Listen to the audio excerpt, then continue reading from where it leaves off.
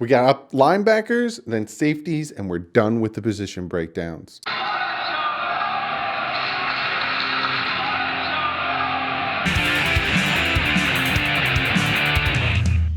What is up, Finn fans? Like you can tell from the title, and you can tell from the title of all of this whole series. I hope you guys do enjoy the series. Be sure to give this video a thumbs up if you like the series. It lets me know that you like these little series I got going on. I got a ton of series coming up for you guys, especially my draft prospects video, where I break down draft prospects in each position, top 5 in my opinion.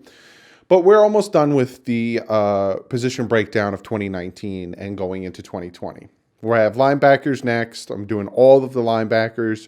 Essentially, with this type of defense, our outside linebackers are kind of our pass rushers, so some of the free agents and some of the names might coincide with each other when it comes to pass rushers / outside linebackers. And then next we have secondary, and I'm doing secondary as a whole, and I'm doing all of it, from corners to safeties. One giant amalgamation. So before I jump into it, if you guys didn't watch yesterday's live stream, I had a comment of the day for yesterday, and I'm recording this Sunday night at 11:39 p.m. That's what I do for you guys. With this type of stuff that I don't have to do breaking news, I record it the night before and then release it. Because while you're watching this now, I'm at work. Hopefully one day I can just either get a work at home job or something so I can give you news straight from the source. But last night I was live. Yesterday, not last night, yesterday. And trivia was over the weekend. And I'll give you guys a trivia question. I'll also give you guys the stat for today being Monday, and then we'll jump into it. So if you guys are like, Doug, I hate this stupid stuff in the beginning. Just get to the point. I'm sorry. Some people like it, and I like doing it. So the trivia is, which 2 Dolphin stars were Butch Cassidy and the Sundance Kid? So which 2 Dolphin players were Butch Cassidy and the Sundance Kid? I'll give you guys a minute to think about it. Maybe comment it below. Or comment in the premiere over here, if you guys don't know from yesterday, for you guys that weren't in live stream. I'll give you a hint, it was in the 1970s. And then I'll give you guys the stat for today, Monday, February 17th. And then I'll give you the trivia answer, and we're going to jump right into this. At 6-2 in 2016 and at 4-3 in 2017, the Dolphins posted back-to-back winning records at Hard Rock Stadium for the first time since 2001-2002. I guess something good came out of Adam Gase's time with us. He also got a playoff berth. So to answer the question, who were the stars that had the nickname Butch Cassidy and the Sundance Kid? It was Jim Kick and Larry Zonka in the 1970s. So let's jump into this, and let's talk about linebackers. Now, like I normally like to do, let's look at the depth chart when the season started. Now, when the season started, our outside linebacker, I'm going to do it like a rainbow. I'm going to go outside, middle, outside, because we run a 3-4. So that's how it works. It was Sam McGuavin, McMillan, Baker, Harris. That was our outside, that was our linebacker core. Their backups were Ginkle, Beagle, Deion Lacey, and James Crawford. And then behind Ginkle was Trent Harris at the outside linebacker, third string. Then when the season came to an end, and we faced the New England Patriots and beat them, and handed them their loss that took away their first round bye, and I like to think knocked them out of the playoffs, because then they had to face the Titans, and then Chiefs, you're welcome for the Super Bowl. Outside linebacker was Ginkle. Then Baker and Beagle were the middle linebackers, and then Harris and Trent Harris were the other outside linebackers. So that's how it came to fruition at the end of the season. McMillan ended up on IR, and then Ginkle came off of IR and started. I'm going to give you guys some stats. Our leading tackler on the team was Baker. It was Jerome Baker, 124 total tackles, 74 solo, 3 tackles for loss, 5 QB hits, 1.5 sacks. Sam McGuavin was our leading sacker with 3.5 sacks. Our leading sacker actually was Taco Charlton with 5 sacks, and Beagle was right behind him with 2.5 sacks. Beagle had 13 QB hits, and Sam McGuavin had 9 QB hits. Again, those are our outside linebackers. And in this scheme that we run, sometimes our defensive ends rush, sometimes our outside linebackers rush. But in a whole with this team at linebacker, I would say linebacker was probably one of our consistent positions besides wide receiver. Now, wide receiver was pretty good for us. I'm not saying it was great, but it's pretty good with us, with Jerome Baker doing his thing when Preston Williams was out there, was doing his thing. You know, everyone kind of did their thing. Linebacker was another scenario. Now, with linebacker, a lot of it comes from what the defensive line can do. Because if the defensive line can't get man on man, hat on a hat, and if the defensive line can't stop the run and there's free blockers going to the second level and blocking the linebackers, there's only so much linebackers could do. Linebackers, as much as corners need a good defensive line, linebackers 100 times need a good defensive line. Back in the day with Zach Thomas, the reason he did so well is because he had a great defensive line in front of him. Obviously, he also attributed to a lot of his success, but a good defensive line in front of a linebacker can really, really help. Ray Lewis had a great defensive line in front of him. Brian Urlacher had a great defensive line. Patrick Willis, great defensive line. All of these guys had great defensive lines in front of them. So looking at this linebacker core in 2019, there were some hiccups. Ginkle got hurt and he went to IR, but when he came back and he started to play, you saw what the Dolphins saw in drafting him. I like Ginkle. I think he has a lot of promise. I like him as one of our outside linebackers, and I like what I saw with him for the ass end of the season. Beagle, Vince, we traded Kiko to the Saints, just straight up swap. Give us him, we'll give you Kiko. And he's completely dominated over Kiko when it comes to stats, playing time, and he's great. He's one of our shining stars. My boy Sam McGuavin, a little disappointed in him. Yes, he had 3.5 sacks, 9 QB hits. Kind of disappeared for a good portion of the season after doing really well in preseason. I kind of thought he was going to be destructive. And then you got Raekwon McMillan. Now, Raekwon McMillan, I thought was going to be the odd man out. I was one of them because the type of defense that Brian Flores was going to run, the type of defense that Graham was going to instill, had a lot of speed, had a lot of guys moving around, and McMillan is a thumper. McMillan is going to stop the run, and he is the best. At one point, he was the best run-stopping linebacker in the AFC, or I think it might have even been the NFL. You can correct me on that if I'm wrong. Then he got injured. He ended up on IR. I think it was the last 2 games of the season. You know, he played most of the season, and he did really well. Jerome Baker, where's my mama? Great, especially when they were blitzing him. A lot of times he would over pursue the blitzes, though, and that would drive me nuts. He would like jump over the quarterback or kind of shoot past them. It would really, really drive me nuts. But Baker, I would say, are bright spots at linebacker.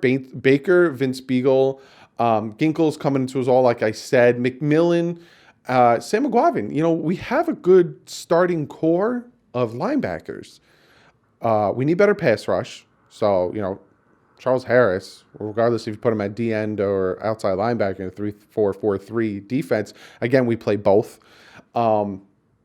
He's got to go. I'm sorry. Trent Harris and Charles Harris just ain't working for me. So and then you look at going into 2020. You look at the team going into 2020 at linebacker. The Miami Dolphins have to re-sign Vince Beagle. They have to re-sign him. He's a restricted free agent, so they can put a tender on him if they can't get a contract done and get him back on the team and get some type of pick back for him. I think they might be able to even, you know, second round tender on him, being a restricted free agent. But they got to re-sign him. They gotta bring him back. McMillan, this is his contract year. This is the year that the Dolphins can either pick up his option for next year or re-sign him. Now, this is his contract year. Will he play better? Will he not play better? Will the Dolphins like what they see with him being a really, really good run-stopping linebacker, but not such a great pass-stopping linebacker? Will they do that? And again, Baker, he was drafted the year after McMillan. They played together on Ohio State. He's got 1 more year on his contract. Now, they can't re-sign Baker until next year. I think it's the first 3 years, but I think that might only be the first and second round. So I don't know. We'll see. But I would, I would re-sign Baker, and I think that the Dolphins need to re-sign Vince Beagle. If not, they're going to put a tender on him and try to get something for him. But Baker and Beagle, they got to come back. McMillan, we'll see how that goes. Like I said, I like the way McMillan played. He's a good run-stopping linebacker, but it all depends from there. Now let's talk about free agents. Now, when it comes to free agents, Ngaku, could play outside linebacker. Cora, he can play inside or outside in a 3-4-4-3 linebacker situation. I'd actually pick him up from the Titans. You got Vince Beagle, Kyle Van Noy, Shaq Barrett, sorry. There's some good linebackers out there in free agency that the Dolphins can definitely pick up. I think with this list, if I'm going to pick two, it'd probably be Ngaku, and I kind of like Cora from the Titans. I'd probably just try to scoop him up. And then when it comes to the draft, Isaiah Simmons, Clemens, Chason, like I said, from LSU. Again, a lot of these guys are pass rushers. I talked about them in my last video. And outside linebackers, Zach Bond from Wisconsin, Jennings from Alabama, Murray from Oklahoma. This draft, when it comes to this draft, this has nothing really to do with linebackers. The deepest positions are wide receiver and tackles. Linebackers aren't too deep. I wouldn't say corners are too deep or safeties are too deep. I would say the deepest probably are wide receivers and tackles. Though they're super deep. But when it comes to drafting linebackers or outside linebackers, some type of pass rush, if Isaiah Simmons is there at 5 and say somebody else that the Dolphins want isn't there at 5, I'd probably pull the trigger on Isaiah Simmons. Chason, maybe 18, 26. Jennings from Alabama, it's a possibility. But like I said, I like this linebacker core. If the Dolphins can bring back Vince Beagle, which please bring him back, to have him and McMillan and Baker and Ginkle and Sam McGuavin still together, that's a good core of linebackers. And then you bring in Ngaku, you bring in Cora. I like that move, Kyle Van Noy, if you can't get Ngaku, they might even go for Kyle Van Noy and just bypass Ngaku and think Ngaku is going to cost too much money. They can get a Kyle Van Noy for decent money. I'd bring in a Van Noy, and I think his name is Kameli Cora or Correa. I think that's his name. If I pronounce his name wrong, I pronounce everyone's name wrong, but he's the Titans linebacker. I would bring him in. I like him a lot, and then see what you can get for Ngaku or Kyle Van Noy. But be sure to comment below. Let me know what you think. Let me know what you think of the linebacking core.